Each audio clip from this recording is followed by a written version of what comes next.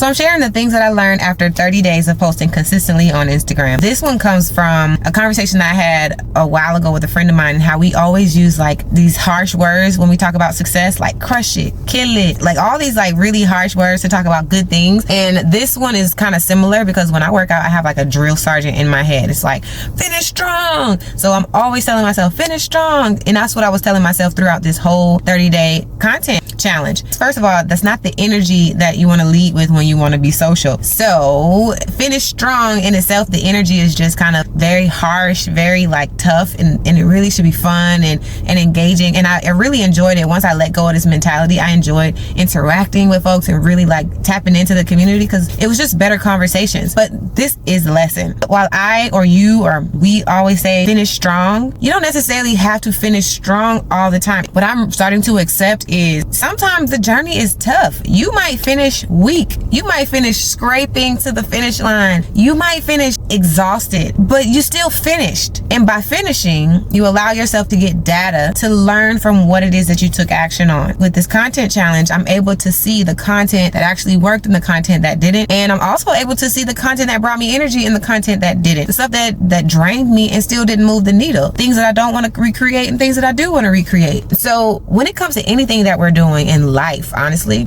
it's better to finish, because the flip side of that lesson is that there are so many things in this world and in my lifetime that I feel like, I just stopped prematurely because I felt like it wasn't working, or I felt like I didn't know what I was doing, or I was, just discouraged throughout the way. Like, I've never been a track girl. I have many track stories of me just trying to run a 400 and being exhausted on that third leg. So I just want to say that I've learned my lesson in terms of like trying to finish strong and burning out. So this time and going forward, and I would recommend you do the same, whenever we set a goal, let's just finish. And if we finish strong, that's even better. But if we finish barely getting by, that's okay too. It always allows us to take the time and learn from what we did. And that's actually much more important than just finishing strong. Finish is more important than finish strong.